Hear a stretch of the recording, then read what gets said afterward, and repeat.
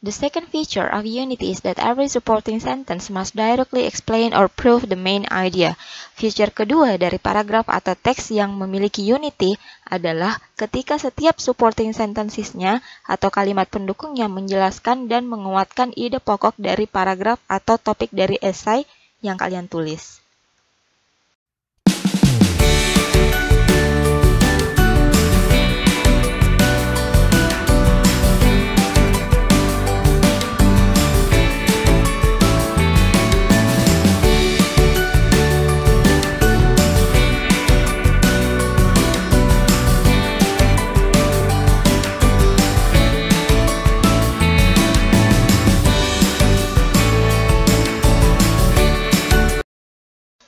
In this video, we will learn about unity and coherence in paragraph and essay.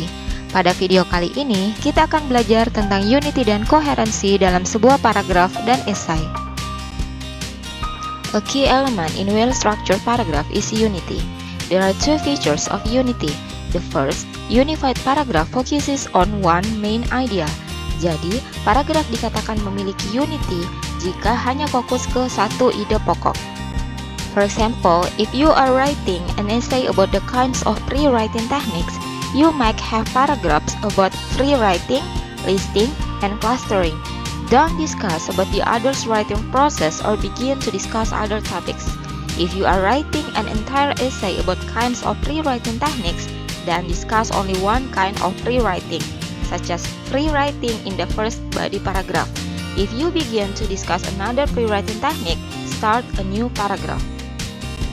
Contohnya ketika kalian akan menulis esai tentang teknik-teknik rewriting, maka subtopik dari paragraf-paragraf yang akan kalian tulis adalah rewriting, listing, clustering, and etc. Yang jelas harus teknik-teknik rewriting. Jangan mendiskusikan tahapan menulis yang lain ataupun topik lain selain teknik rewriting. Maka ketika kalian akan menulis esai atau keseluruhan esai tentang teknik-teknik rewriting ini, tiap paragraf cukup membahas satu jenis teknik saja, contohnya free writing saja. Jika kalian akan menulis tentang teknik yang lain, maka kalian harus menulisnya atau membuat paragraf yang baru. The second feature of unity is that every supporting sentence must directly explain or prove the main idea. Feature kedua dari paragraf atau teks yang memiliki unity adalah ketika setiap supporting sentences-nya atau kalimat pendukungnya menjelaskan dan menguatkan ide pokok dari paragraf atau topik dari esai yang kalian tulis. For example, in a paragraph about clustering, you could mention how to do clustering and why it is important or good to be used. But if you also write several sentences about how to do free writing or listing, and your paragraph will not have unity. Contohnya, dalam satu paragraf di esai kalian, topiknya adalah tentang clustering. Maka, supporting sentences-nya bisa terdiri dari bagaimana kalian melakukan clustering dan mengapa clustering ini sebaiknya dilakukan atau penting untuk dilakukan. Jika dalam paragraf tersebut kalian juga membahas tentang teknik yang lain, seperti teknik listing, teknik free writing, atau teknik yang lainnya, maka berarti teks kalian atau paragraf kalian itu tidak memiliki unity. Let's see the example. This paragraph not only has sentences that are off topic but also discusses more than one topic. Pada paragraf yang kalian lihat ini, bukan hanya terdapat kalimat-kalimat pendukung atau supporting sentences yang tidak sesuai dengan topik, tapi juga membahas lebih dari satu ide pokok. I make it in two different colors to show you that this paragraph consists of two main ideas which should be divided into two paragraphs. Saya buat dalam dua warna untuk menunjukkan kepada kalian bahwa paragraf ini mengandung dua ide pokok dan seharusnya dibagi menjadi dua paragraf. I also cross two sentences which means that they are off topics or unrelated to the topic. Saya juga mencoret dua kalimat yang artinya kalimat-kalimat ini tidak sesuai dengan topik paragraf. Next, I will share to you about coherence. Although paragraph unity is important, it is not the only factor that you need to consider in writing a successful paragraph. In order for paragraphs to be well structured, they must also be coherent. Jadi, meskipun unity dalam sebuah paragraf itu penting, tapi itu tidak menjadi satu-satunya faktor yang perlu untuk kalian perhatikan dalam menulis sebuah paragraf yang baik. Agar paragraf terstruktur dengan baik, paragraf tersebut juga harus coherence. For coherence in writing, the sentences must hold together. That is, the movement from one sentence to the next must be logical and smooth. There must be no sudden jumps. Each sentence should flow smoothly into the next one. Jadi untuk koherensi dalam menulis, kalimat-kalimat itu harus saling berkaitan. Artinya perpindahan dari satu kalimat ke kalimat yang lain harus logis dan tidak boleh loncat tiba-tiba.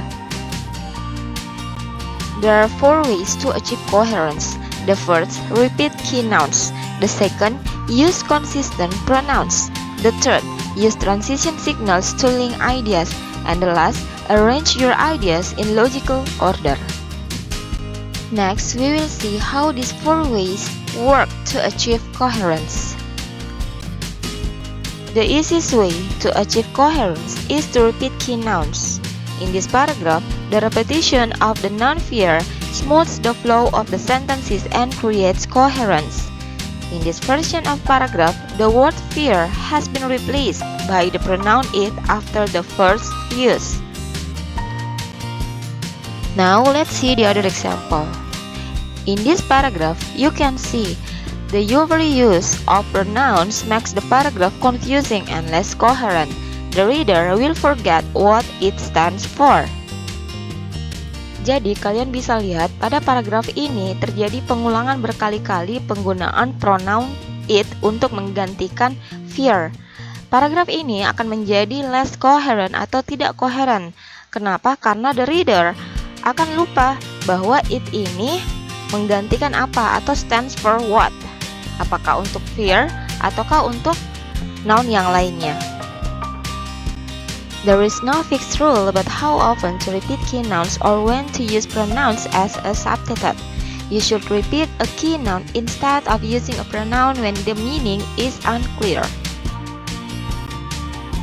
Tidak ada aturan yang pasti seberapa sering kalian boleh mengulang key noun atau kapan kalian harus menggunakan pronoun sebagai substitute. Tapi intinya, kalian harus mengulang key noun dan tidak menggantinya dengan pronoun ketika makna menjadi tidak jelas jika kalian menggunakan pronoun. Although repeating keywords can make a paragraph more coherent, you don't want to repeat the same word too often. You can start with synonyms or expressions with the same meaning if you do not wish to repeat a keyword again and again. Pronouns, when used correctly, are also good substitutes for key nouns. Meskipun mengulang keyword dapat membuat paragraf kalian menjadi coherence, tapi jangan mengulang keyword terlalu sering. Kalian bisa menggantinya dengan sinonim dari keyword tersebut. Synonyms are words that mean the same or almost the same thing. If you want to use synonym in your writing, but you cannot think of one, consult a print online thesaurus. A thesaurus is a reference word that provides synonyms for many different words. But remember that synonyms can sometimes have slightly different meanings from one another. So, when you choose a synonym to use in your writing, be sure that it means exactly what you want to say. Kalian bisa menggunakan thesaurus untuk mencari sinonim kata, tapi ingat bahwa kadang ada sinonim yang bisa memiliki arti atau makna yang berbeda tergantung dengan konteks kalimatnya. Jadi ketika menggunakan sinonim dalam tulisan kalian, pastikan sinonim tersebut betul-betul mempunyai makna yang sama dengan apa yang ingin kalian sampaikan pada tulisan kalian. The second way to achieve coherence is by using consistent pronouns. Let's see the example.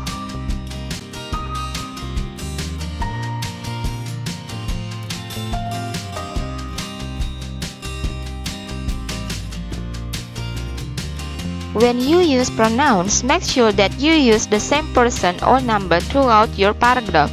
For example, don't change for he to they or from you to he. Saat kalian menggunakan pronoun atau kata ganti, pastikan kalian menggunakan orang dan jumlah yang sama di seluruh paragraf kalian. Misalnya, jangan ubah dari you menjadi he. Ini merupakan perubahan orang. Atau jangan juga mengubah dari he menjadi they. atau ini dikategorikan sebagai perubahan jumlah. Another element of a smooth and coherent paragraph is the use of transition signals. Transition signals can be a single word such as first, finally, and however, or phrases such as in conclusion, on the other hand, and as result. There are different kinds of transition signals such as subordinators, coordinators, adjectives, and prepositions. Jadi, transition signals ini are like traffic signs. They tell your reader when to go forward, turn around, slow down, and stop. In other words, they tell your reader when you are presenting, for example, a similar ideas and opposite idea. An example, a result, or a conclusion. So, transition signals itu seperti rambu lalu lintas, memberitahu pembaca kalian kapan mereka harus lanjut membaca, kapan mereka harus kembali membaca paragraf atau kalimat-kalimat sebelumnya, kapan mereka harus memperlambat dan berhenti. Dengan kata lain, transition signals memberitahu pembaca kalian ketika kalian mempresentasikan misalnya ide yang mirip, ide yang berlawanan, ketika kalian memberikan contoh, menunjukkan hasil, atau memberikan kesimpulan. Transition signals give a paragraph coherence because they guide the reader from one idea to the next. Let's see the example. In your opinion, which one is coherent, paragraph 1 or paragraph 2?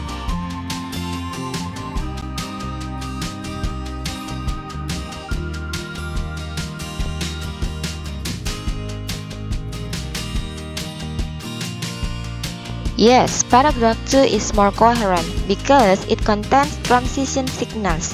Each transition signal has a special meaning. Each shows how a sentence relates to the one that precedes it. Jadi yang lebih koheren itu adalah paragraf kedua karena mengandung transition signals, di mana setiap transition signal memiliki arti khusus, masing-masing menunjukkan bagaimana suatu kalimat berhubungan dengan kalimat yang mendahuluinya. For example, tells your reader that an example of the preceding idea is coming. 2. Tells your reader that there are two different reasons. First of all, tells your reader that this is the first reason. Second, and furthermore, indicate that additional ideas are coming. Therefore, and consequently, indicate that the second statement is a result of the first statement. On the other hand, tells your reader that an opposite idea is coming. In addition to repeating key nouns and pronouns and using transition signals, a fourth way to achieve coherence is to arrange your sentences in some kind of logical order. Your choice of one kind of logical order over another will of course depend on your topic and your purpose. You may even combine two or more different types of logical order in the same paragraph. The important point to remember is to arrange your ideas in some kind of order that is logical to a reader accustomed to English way of writing. Pilihan kalian dalam menggunakan logical order tentu saja tergantung pada topik dan tujuan menulis kalian. Kalian bahkan dapat menggabungkan dua atau lebih jenis urutan logis yang berbeda dalam satu paragraf yang sama.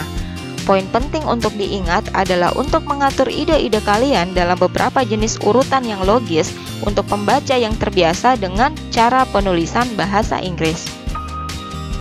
Some common kinds of logical order in English are chronological order, the logical division of ideas, and comparison or contrast.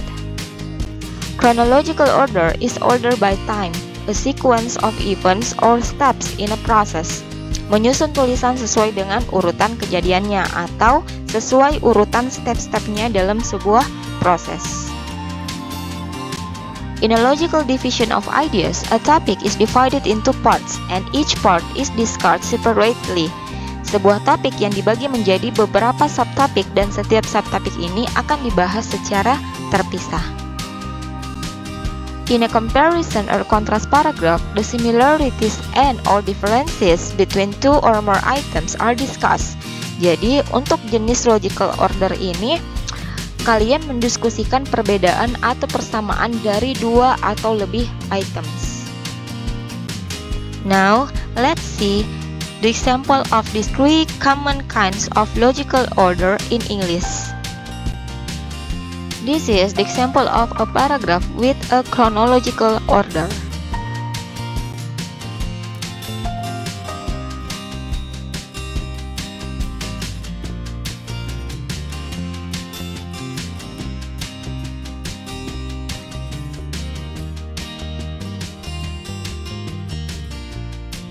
It is the example of paragraph with logical division of ideas.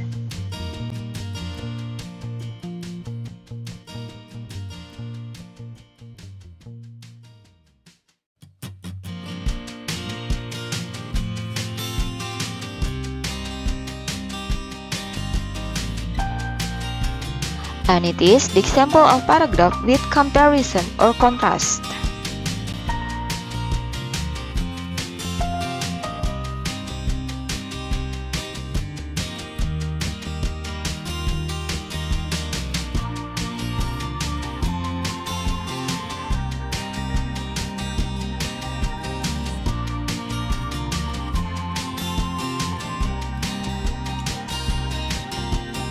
That's all my explanation about unity and coherence. Semoga bermanfaat and thank you for watching.